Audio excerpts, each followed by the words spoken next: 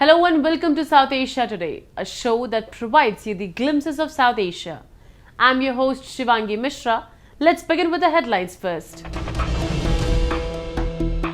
China's interference in democracies gets called out.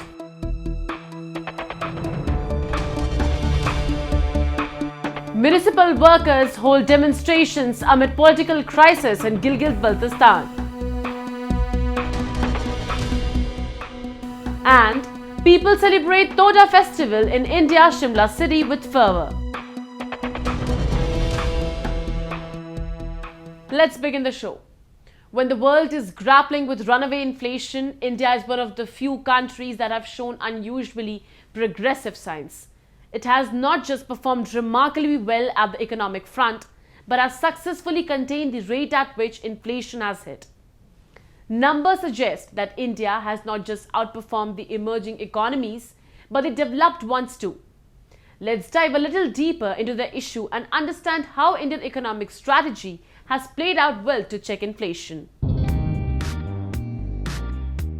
India has absorbed COVID-induced shocks far better than most other countries, be it fiscal policy, monetary policy, macroeconomic outlook, or by keeping a constant check on retail and wholesale pricing.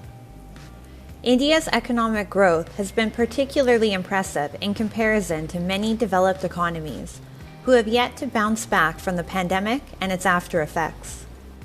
Global economic growth is expected to fall drastically over the next 2 years.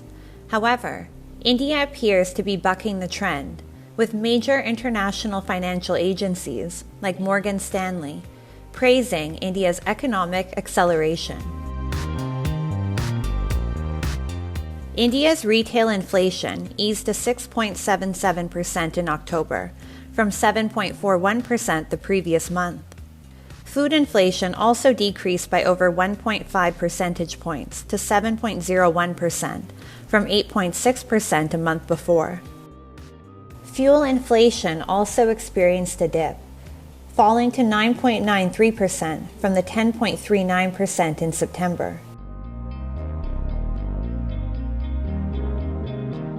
India's strong economic foundation and recent prudent financial decisions have been seen by many as the reason the Indian economy continues to flourish.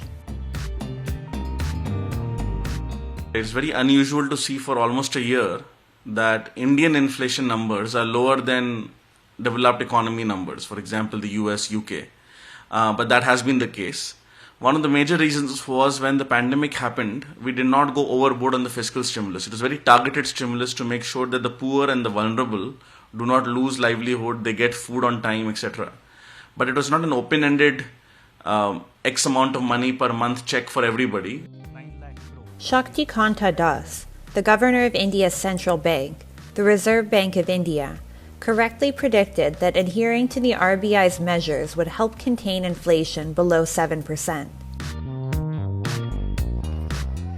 In fact, the Consumer Price Index inflation is predicted to drop to below 6% by the end of the fiscal year. It is such successful policies that have helped India become the world's 5th largest economy. The RBI has raised the repo rate, or the rate at which it loans to banks, to control inflation. The most recent repo rate rise by the RBI was by 50 basis points. The Monetary Policy Committee of RBI has definitely been successful in taming the inflation by changing monetary policy tools to control the money supply and thereby control the inflation. Global oil prices have also spiked, owing to an increase in geopolitical tensions due to the Russia-Ukraine conflict. The supply chain disruption that followed has only added to already mounting inflation throughout the world.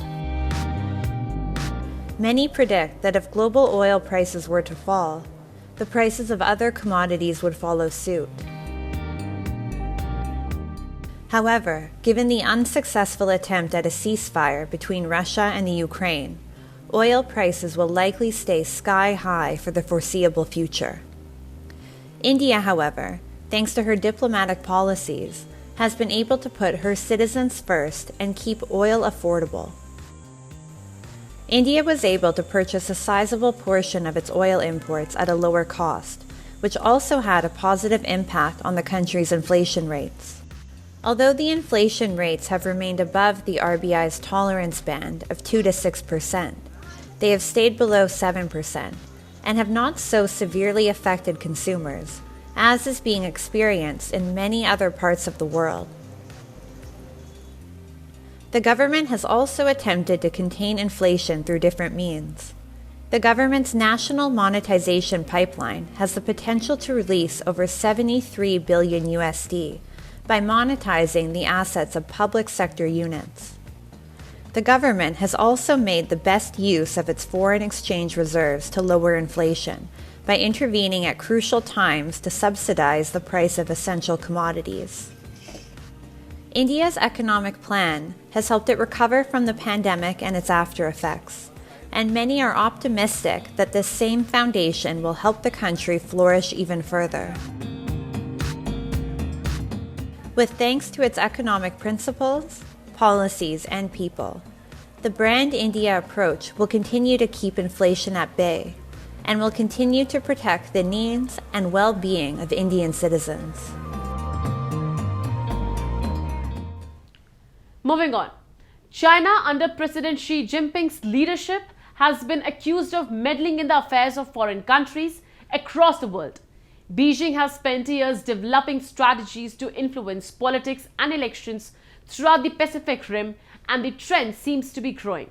We have a report.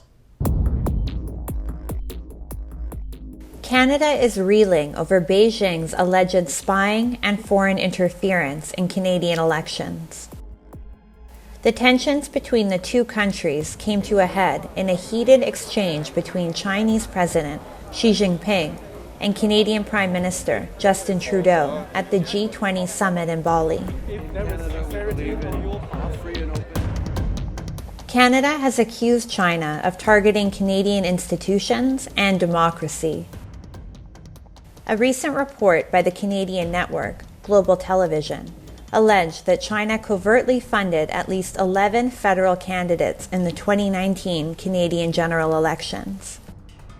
Beijing's alleged interference not only created a storm in the Canadian Parliament, but has also created an increasingly hostile rift between Beijing and Ottawa. This is really, for me, an unprecedented situation from the Chinese side. So I look rather grim in regarding the future. That I think must expect more of such kind of statements. China, under President Xi Jinping's leadership, has been accused of meddling in the affairs of foreign countries across the world. According to the American think tank, Council on Foreign Relations, China also appears to be increasingly interfering in U.S. elections through intensive lobbying, control of foreign media outlets, and sophisticated disinformation campaigns. A report filed to the Justice Department under the U.S. Foreign Agents Registration Act indicates that China has spent $280 million USD over the last 6 years to influence U.S. politics, more than any other foreign country. Beijing has spent years developing strategies to influence politics and elections throughout the Pacific Rim, and the trend seems to be growing. In Australia, for example, Beijing-linked donors directly paid prominent politicians in an attempt to steer Australian foreign policy more favorably toward China. China has also supported pro-Beijing businessmen and women to take over control of the majority of local Chinese language media in New Zealand, Taiwan, and parts of Southeast Asia. China has a policy called gray zone warfare, in which information and disinformation are a key and important part, and this is played around the world. In that having greater influence over the media organs of those countries, target countries, whether in the West or in Australia or any other country, India also included in that, so that the favorable communication comes out of these and looks as if it is genuine. Many South Asian countries have also fallen victim to China's debt trap diplomacy. Beijing's interference into domestic politics in Sri Lanka, Pakistan, Bangladesh, and Nepal, among others, has been increasing. In the recently held elections in Nepal, the Chinese Communist Party worked hard at unifying and supporting the Nepal Communist Party. The CCP aims to ensure that the Nepali government will support China on top issues of Chinese concern, such as Taiwan and Tibet. Beijing also seeks clear commitment of Nepali participation in their Belt and Road Initiative. China remains a significant threat to democracy throughout the world. If allowed to go unchecked, there is no telling which lengths an expansionist Beijing will go to in order to promote Chinese interests. Now let's take a look at a few happenings in Asia in a segment called Asia Watch. Local Iraqi music troupe Jumar performs in the street of Basra to entertain passers-by and revive the city's famed musical heritage. Performing traditional songs, troupe members took it upon themselves to bring back joy to the city of Oud, which was under political distress and control of religious factions, diminishing the existence of art and music. This new phenomena was somewhat surprising to the local community, explained troupe founder Ali Al-Madani, especially as the troupe includes female members. But with time, the acceptance grew and people started requesting their presence.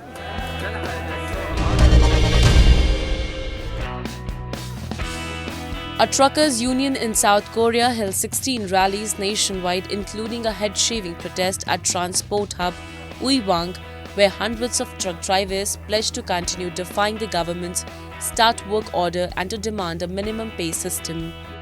South Korea ordered about 2,500 striking truckers in the cement industry to return to work on Tuesday, an order that the Cargo Truckers Solidarity Union (CTSU) called undemocratic and violent, and evidence that the government was unwilling to engage in dialogue. The government is unwilling to expand a minimum pay system beyond a further 3 years, while the union said it should be a permanent and wider in scope. Negotiations will resume, but union officials say the gap is still too wide to reach a compromise.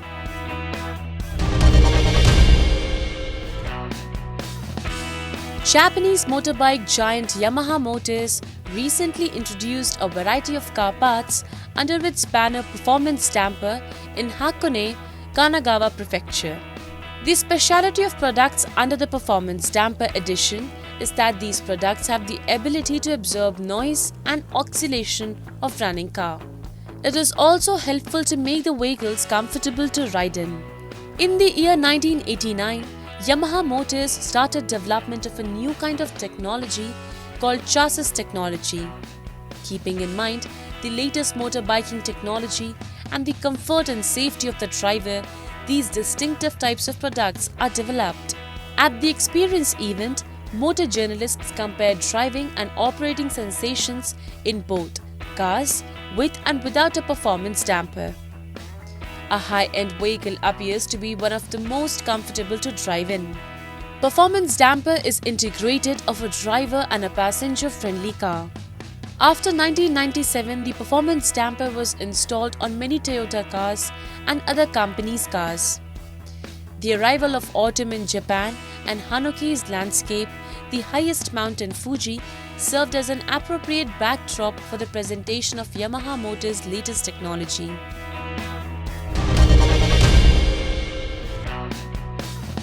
Winters in Yokohama is a sight to behold. This year's winter season in Yokohama became even more picturesque with the installation of gorgeous illuminations. This year is the third one where illuminations have been installed in Yokohama. Year after year, these illuminations are getting bigger and grander. Cooperative hotels and other facilities have also increased in the town, thus making nightlife even better in the city. These illuminations in Yokohama, Japan have slowly become popular all over the world.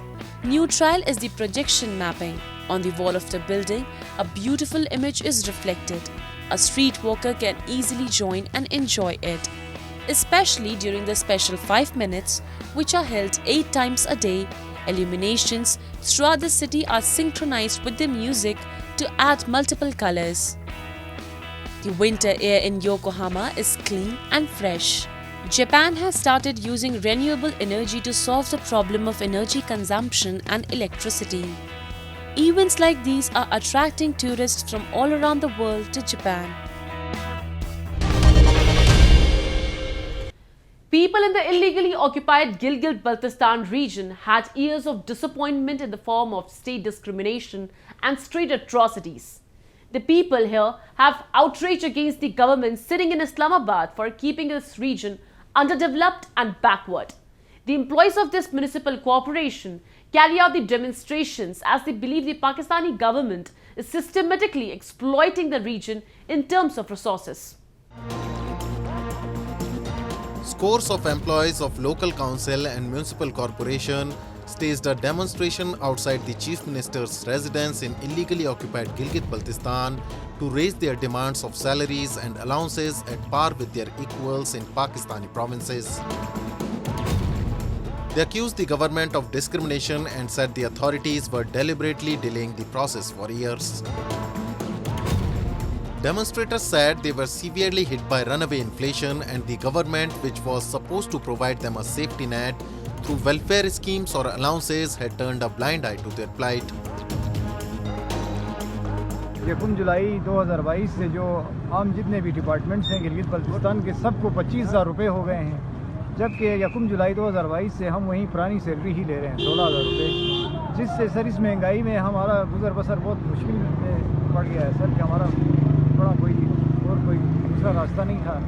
इसलिए हम पहले बार भी आए थे यहाँ पे जब cabinet की मीटिंग चल रही थी, उस वक्त हमें यहाँ से तसल्लियाँ दे के हमें भेजा था, लेकिन अभी दोबारा यहाँ पे अभी कैबिनेट के अंदर मीटिंग चल रही है तो हम यहाँ पे हाजिर हुए। 14 सर 10 सालों से हम लोग ओवर एज होने वाले हैं सर, और हमारा कोई बस और कोई रोज़गार नहीं है। इन इदारों में हम अपनी ड्यूटी सही देते हैं सर, सही टाइम से आप हमारा चेक कर सकते हैं। हम अपनी ड्यूटी में के दौरान कोई बेईमानी नहीं कर रहे हैं, तो फिर हमें भी दूसरे मुलाज़िमीन की तरह हमें भी 25,000 मिलना चाहिए। The government employees have been demonstrating against the government for weeks, but to their dismay, no action has been taken thus far. The government has time and again made hollow promises, but has never followed through.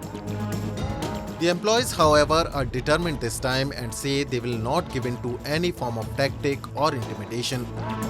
Their numbers are growing with every rising sun, and the strikes are snowballing into massive protests. Demonstrators present in front of CM's house said people at the same position in Pakistan were earning as much as 60% more than what they did. मैं खुद तो तकरीबन ये 13-14 साल में मेरी service हुई।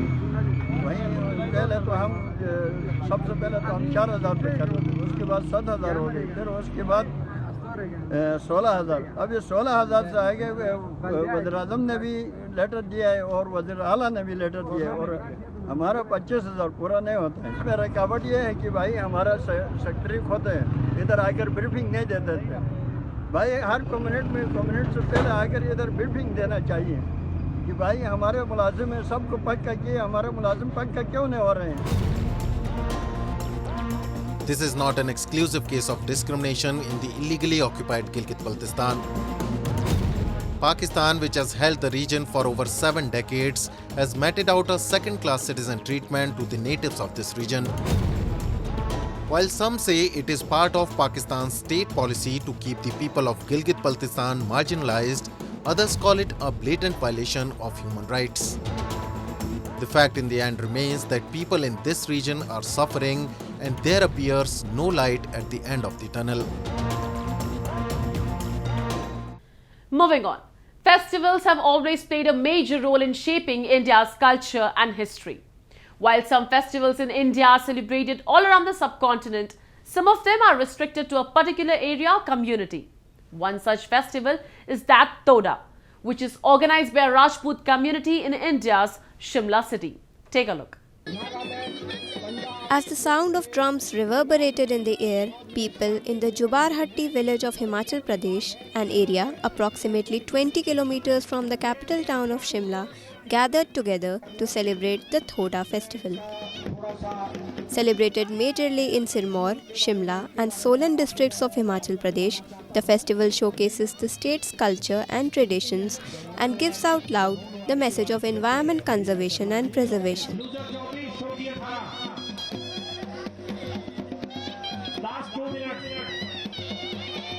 रही बात संरक्षण की, पर्यावरण की, तो पर्यावरण के बारे में भी हम लोगों को बहुत जागरूक करते हैं और इन पेड़ों को काटा नहीं जाता जी, हम काटते नहीं है। ये वैसे तेल वाली लकड़ी है और ये हरी भी जल जाती है, तो जहाँ तक पर्यावरण का सवाल है इस लकड़ी को जंगल में बहुत नहीं काटते हैं और जब इसके बीज इधर उधर हो गए तो अब ये बहुत फैल चुकी है जी। A traditional fair called Nokhi or Anokhi Dali is organized for a span of 2 days where villagers gather and play an old traditional game of bows and arrows. Thoda is a game of archery where the target is a dancing human. It is played between two teams called as Pasha and Sata, who identify themselves as descendants of Kauravas and Pandavas. Villagers also offer prayers to a wild species of olive tree which is quite rare to find. They believe that this tree is associated with Narsimha, an incarnation of Lord Vishnu. Though the Thoda dance is the main attraction of the fair, locals also participated in different games and activities. आपने देख ही रहे हैं कि हमारे सूबा यहाँ पे 7 बजे जो नौजवान है कबड्डियों के मैच करवा रहे हैं। आज 11 बजे तक हमारे पास 30 टीमें आ चुकी थी, वो भी जूनियर सीनियर अलग से कोई 10-11 टीमें सीनियर की भी अभी 11 बजे तक आ गई, उससे बाद और तो हमारे जो नए बच्चे हैं यहाँ के, जितने भी नए बच्चे हो, चाहे महिलाएं हो चाहे बुजुर्ग हों, सभी इसको जो है हमारा तीर कमान है, इसको मुझे नहीं लगता कि कभी भूलने वाले हैं, क्योंकि इसमें बहुत एक पुरानी जो संस्कृति देखने को मिलती है और लोग भी हमारे जो तीर कमान वाले आते हैं बड़ी दूर दूर से, इनका भी जो प्रदर्शन रहता है वो बहुत एक सराहनीय है, ये भी धन्यवाद के पात्र है। Locals believe that this 200-year-old fair not only preserves the traditional sport of Thoda, but is also organized to please the local deity and preserve the region's culture and tradition. It is fairs like these that are a unique blend of religious beliefs, sports and nature conservation that the youngsters of the country are still in touch with their roots.